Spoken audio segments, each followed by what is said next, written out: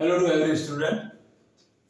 आज के इस वीडियो के अंदर अपन पढ़ रहे हैं जिसमें आपको समझाया जाएगा कि प्रोबेबिलिटी डिस्ट्रीब्यूशन क्या होता है, रैंडम वेरिएबल प्रोबेबिलिटी डिस्ट्रीब्यूशन किसको कहते हैं, इसकी डेफिनेशन क्या है, इसको किस प्रकार से फाइंड किया जाता है, उसके बाद mean that means average mean किस तरह से इसका क्या फॉर्मेशन रहता है अकॉर्डिंग टू प्रोबेबिलिटी। जो कंसेप्ट है इसका आप इसको बाइनोमियल प्रोबेबिलिटी डिस्ट्रीब्यूशन के अंदर भी अपन इसको पढ़ेंगे।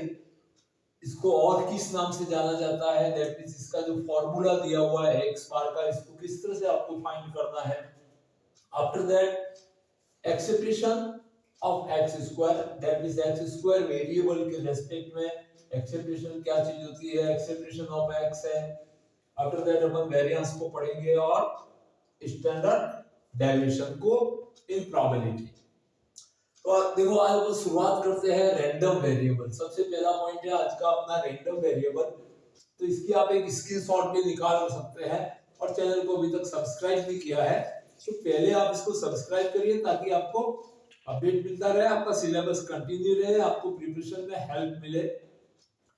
आप बीसीए से हो, अभी थर्ड सेमेस्टर में जो न्यू एजुकेशन पॉलिसी आया है तो बीसीए के अंदर भी ये ऐड है, पूरा प्रोबेबिलिटी चैप्टर्स है। उसके बाद इंजीनियरिंग के अंदर डिस्क्रीट मैथ्स के अंदर प्रोबेबिलिटी के 2 यूनिट है इस बार जो थर्ड सेमेस्टर एग्जाम देंगे, और उसके बाद बीकॉम के लिए है, और सबसे जरूरी होता है सीए फाउंडेशन के लिए। तो उसमें ऑब्जेक्टिव पैटर्न के लिए इस तरह का स्क्रीनशॉट बहुत हेल्पफुल होता है। तो ऑल सीए फाउंडेशन स्टूडेंट है वो इसको एक इसकी इमेज लेके रखे, फिर इसको अपन एक्सप्लेन करते हैं और इसके ऊपर भी क्वेश्चन आते हैं। और सीबीएसई बोर्ड से है तो रैंडम वेरिएबल प्रोबेबिलिटी फंक्शन के ऊपर क्वेश्चनिंग रहती है। तो आपको किस तरह से, या कोई स्टेट बोर्ड एग्जाम दे रहे हैं उसके भी सिलेबस में है। दैट मींस ये प्रोबेबिलिटी जो है वो काफी क्लासों के सिलेबस में रहती है, चाहे कॉलेजिएट हो या नॉन कॉलेजिएट स्कूलिंग में हो। तो अपन इसकी इंपॉर्टेंस को देखते हुए पहले आपके लिए एक इसकी इमेज निकालने का मैं इजीली कह रहा हूं स्क्रीनशॉट, ताकि आपको ध्यान रहे कि चैप्टर में अपने को पढ़ना क्या क्या है और उनके फॉर्मूले भी आप लर्न कर सकते हैं आराम से। तो अपन आते हैं रैंडम वेरिएबल क्या है। अपन जैसे कोई एक एक्सपेरिमेंट करते हैं, बहुत ही स्लाइड एकदम छोटा सा एग्जांपल लेते हैं जो 9th लेवल का है, कि एक कॉइन को अगर जैसे 2 बार अपन टॉस करते हैं, दैट मींस आपने रैंडम वेरिएबल के लिए अपन ने एक इवेंट्स ले लिया कि एक कॉइन है उसको 2 टाइम्स आपने टॉस किया है। एक कॉइन को 2 बार टॉस करते हैं तो आपके पास में जो सैंपल स्पेस निकल के आती है वो रहती है 2 बार हेड का आना, 1 बार हेड का आना और हेड का नहीं आना, दैट मींस दोनों टेल होना। तो यहाँ पे आप समझ सकते हैं कि एक कॉइन को 2 बार टॉस करते हैं तो नंबर ऑफ हेड, तो how many number of head, अगर अपन हेड के लिए अपन प्रोबेबिलिटी डिस्ट्रीब्यूशन ढूंढ रहे हैं तो नंबर ऑफ हेड्स अपने को एक इवेंट्स माना जाए तो यहाँ पे 2 हेड्स है। ये दोनों जो इवेंट्स है ये 1 हेड पोजीशन है और यहाँ पे कोई हेड नहीं है, दैट मींस 0 हेड पोजीशन है। तो ये 2 1 और 0 जो है इनको ही अपन रैंडम वेरिएबल कहते हैं, रैंडम वेरिएबल्स। तो अपन इसको समझते हैं, that means a function of omega where omega is belongs to sample space a unique real number, that means एक ऐसा नंबर होता है जो प्रत्येक इवेंट्स के लिए अपन एक निर्धारण करते हैं कि कोई इवेंट से वो कितनी बार ऑक्योर हो रही है। जैसे अपन ने 2 कॉइन में देखा कि हेड का आना है, वो 2 बार हेड आ सकते हैं। एक कॉइन को अगर 2 बार फेंका जाता है तो 2 बार मैक्सिमम हेड आ सकते हैं, 1 बार हेड आ सकता है और दोनों टेल आना, दैट मींस 0 बार हेड आ सकता है। तो 2 1 और 0 आपके रैंडम वेरिएबल्स कहलाते हैं। अब इसको अपन समझने के लिए और कुछ एग्जांपल लेते हैं, फिर उसके बाद अपन एक एक करके अपने कांसेप्ट पे जो ये पॉइंट्स दिए हुए हैं इस वीडियो में आगे बढ़ेंगे। हो सकता है थोड़ा वीडियो आपका थोड़ा लंबा हो, बट ये पूरा चैप्टर ही आपको समझ में आ जाएगा कि इस चैप्टर में आपको करना क्या क्या है। प्रोबेबिलिटी का ही पार्ट है आप ये, तो इसको समझ के रखिए कि आपके लिए बहुत ही इंपॉर्टेंट होने वाला है ये वीडियो। तो इस तरह से अपन समझते हैं रैंडम वेरिएबल को। दैट मींस एक रियल नंबर रहता है जो प्रत्येक इवेंट्स को इंडिकेट करता है कि कौन सी इवेंट है वो कितनी टाइम से वो ऑक्योर हो रही है। फॉर एग्जांपल अपन एक एग्जांपल लेते हैं, अ coin toss 3 times, that means एक कॉइन को 3 टाइम्स अपन ने टॉस किया है। तो देखो आपके पास जो सैंपल स्पेस निकल के आती है, सैंपल स्पेस, तो 3 कॉइन के लिए अपन सैंपल स्पेस बनाते हैं। तो सेट सैंपल स्पेस का सेट, दैट मींस ये सैंपल स्पेस से रिलेटेड रहता है, जिसको आप यूनिवर्सल सेट भी मान सकते हैं। एक कॉइन 3 बार आप टॉस करें या 3 कॉइन को एक बार टॉस करें, दोनों ही कंडीशन में सैंपल स्पेस अप्रभावित रहती है। तो अपन यहाँ पे सैंपल स्पेस बनाते हैं। एक कॉइन को 3 बार टॉस किया तो पहली बार हेड आया, दूसरी बार हेड आया, तीसरी बार भी हेड आया।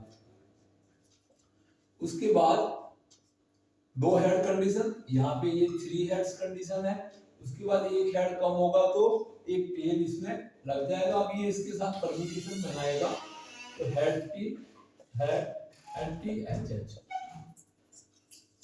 यहाँ पे 2 हेड है, यहाँ पे नंबर ऑफ हेड्स कितने हैं, 3 हेड पोजीशन है। यहाँ पे number of heads 2 heads position है।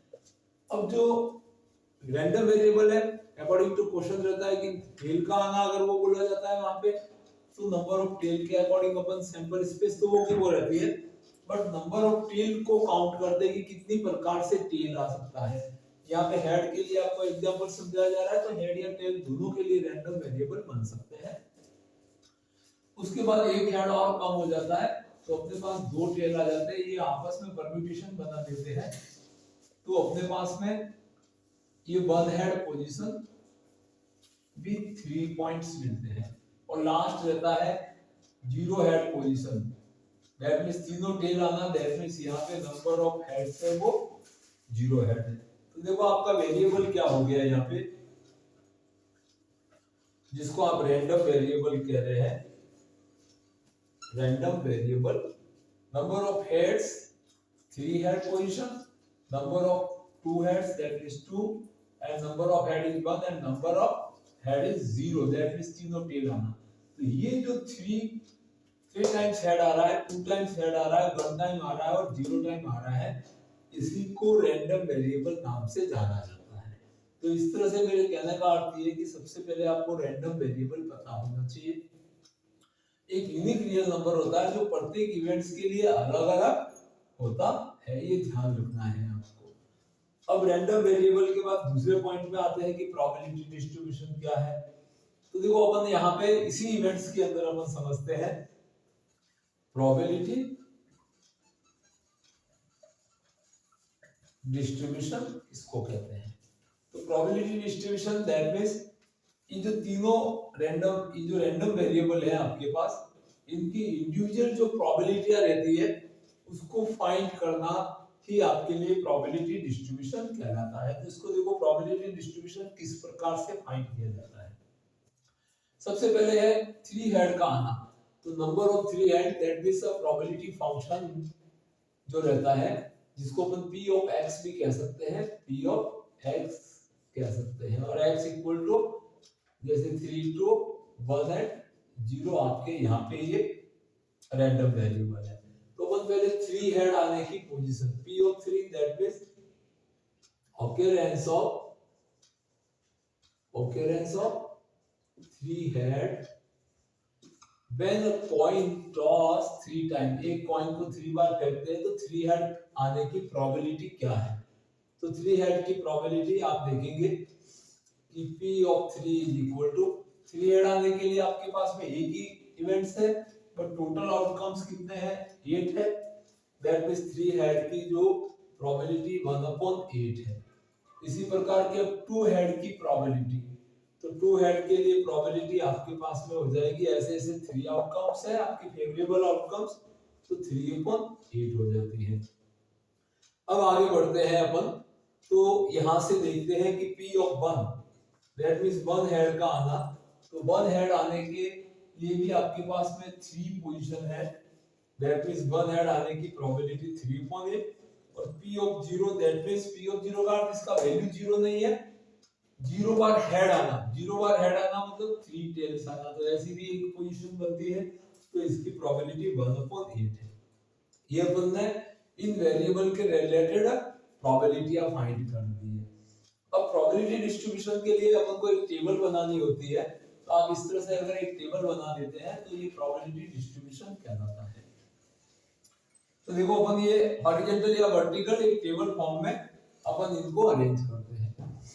आपके पास x वेरिएबल के जो वैल्यूज थे, x के values that means random variable जो x था, 3 हेड आना, 2 हेड आना, 1 हेड आना एंड 0 हेड आना, और यहाँ पे इनकी प्रोबेबिलिटी को p ऑफ x कहा जाता है। तो 3 हेड की प्रोबेबिलिटी आपके पास 1/8 आई हुई है, 2 हेड की 3/8 आई हुई है, और 1 हेड पोजीशन की भी 3/8 पोजीशन है, और इसकी भी 1/8 है। ये आपकी प्रोबेबिलिटी डिस्ट्रीब्यूशन टेबल कहलाती है।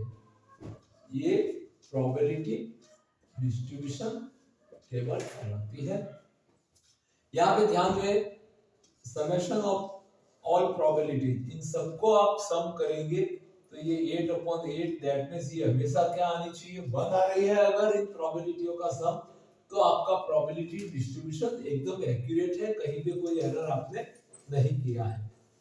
तो अपन ने ये दूसरा पॉइंट समझा कि प्रोबेबिलिटी डिस्ट्रीब्यूशन क्या होता है। Individual x that means random variable के लिए individual discrete probability of find करना, ये प्रोसेस इस तरह से जो लिखा जाता है दैट इज प्रोबेबिलिटी डिस्ट्रीब्यूशन है। और उसके बाद अपन पढ़ते हैं एवरेज मीन। एवरेज मीन जिसको x बार या आप म्यू से बता सकते हैं, या इसको x एक्सेप्टेशन ऑफ x भी कहा जा सकता है। तो एक्सेप्टेशन ऑफ x फाइंड करने के लिए आपको क्या करना है, इसका फॉर्मूला अपन ने देखा था, mu is equal to summation of I is equal to 1 से I is equal to n। जितनी भी प्रोबेबिलिटियां हैं उनको अगर x से मल्टीप्लाई किया जाए, ये जो प्रोबेबिलिटी डिस्ट्रीब्यूशन पहले आएगा, उसके बाद एवरेज मीन के लिए जो x रैंडम वेरिएबल है इसको प्रोबेबिलिटियों से मल्टीप्लाई करके इसका समेशन कर दिया जाए, that means x into px, that is acceptation of x कहलाता है। तो इसको हम फाइंड करने के लिए क्या करना होता है, एक इसके अंदर एक कॉलम और बना देते हैं, x into px, that is acceptation of x है, तो इनको मल्टीप्लाई करेंगे तो 3/8, ये 2 इसको मल्टीप्लाई करेगा दैट इज 6/8, ये 1 इसको मल्टीप्लाई करेगा 3/8 एंड 0/8 दैट मींस ये 0 आ जाएगा।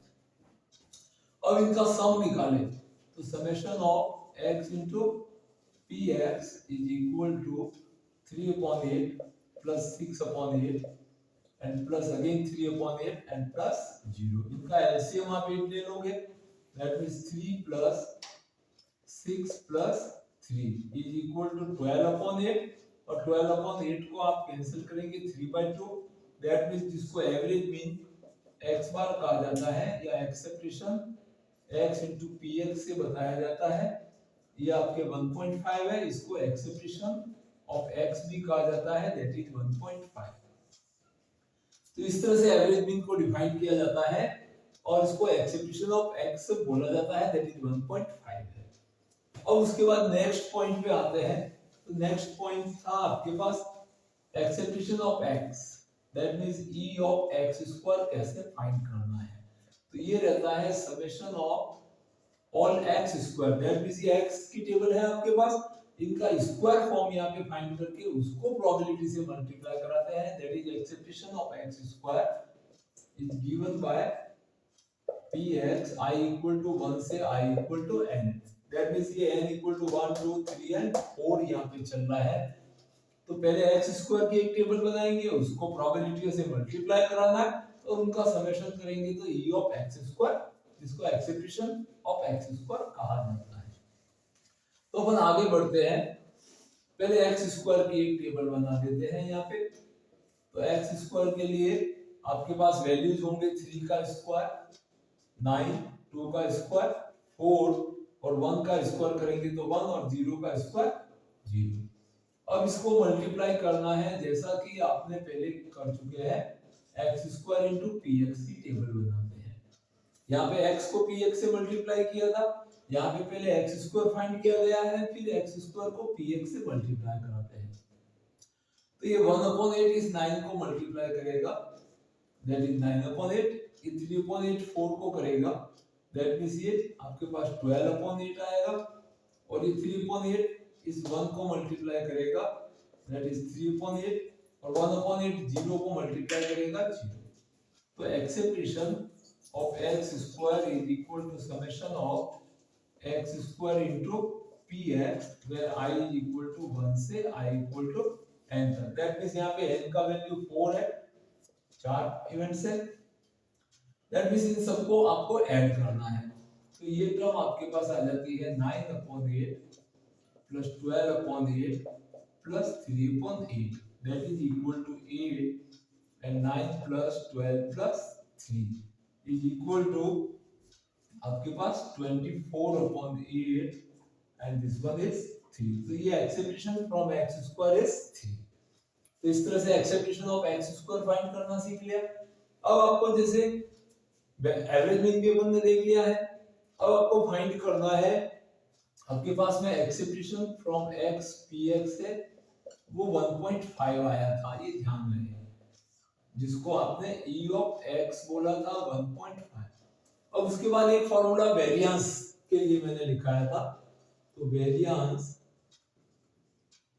जिसको स्टैंडर्ड डेविएशन का स्क्वायर भी कहा जाता है, तो इसके लिए आपके पास फॉर्मूला जो था, variance is equal to e of x square minus e of x का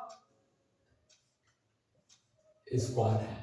तो यहाँ पे e ऑफ x स्क्वायर आपके पास 3 आया हुआ है, that is 3 minus e of x आया हुआ था 1.5, इसका स्क्वायर दैट इज 3 माइनस 1.5 का स्क्वायर करेंगे तो ये आपके पास 2.25 आएगा, is equal to 0.75 is your variance, जिसको अपन वेरिएंस कहा जाता है, ये 0.75 आएगा।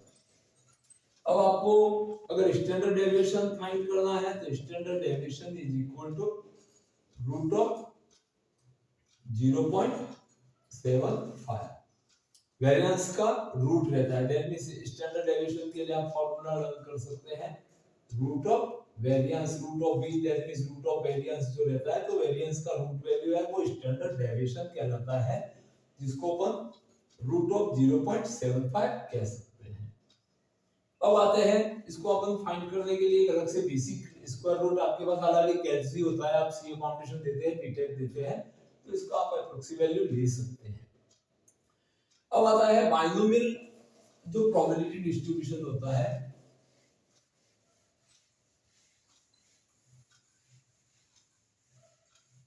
इन binomial probability distribution, binomial probability distribution, तो बाइनोमियल के अंदर जो म्यू है, जिसको आप x बार एवरेज मीन है, वो n इनटू p कहा जाता है। यहाँ पे नंबर ऑफ एक्सपेरिमेंट आपने 3 कॉइन का ड्रॉ है या 3 टॉस का ड्रॉ है, तो 3 into probability for getting head is equal to 1 upon, that means ये p ऑफ h जो आपके पास थी, जिसको p ऑफ 3 टॉस के लिए अपन ने फाइंड किया था, तो p ऑफ h है, जिसको अपन p ऑफ x से बताते हैं, ये हेड आने के लिए थी।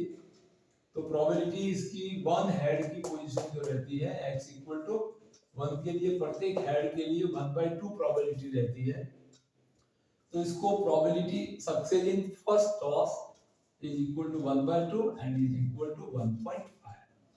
और वेरिएंस के लिए अपना फॉर्मेशन देखेंगे, तो वेरिएंस के लिए फार्मूला आपको दिया गया है npq, that means number of experiment, probability of 1 head and probability of q is equal to 1 minus p is equal to 1 minus 1/2 is also 1/2 is equal to 3/4 and is equal to 0.75। देखो यहाँ पे जो value इस फॉर्मूले से आया है, अपन ने x बार बाइनोमियल के अंदर 1.5 लिया, तो यहाँ पे भी एक्सेप्टेशन फ्रॉम x है, वो जिसको अपन ने e of x बोला था 1.5 है, वेरिएंस 0.75, तो वेरिएंस यहाँ पे भी 0.75 है।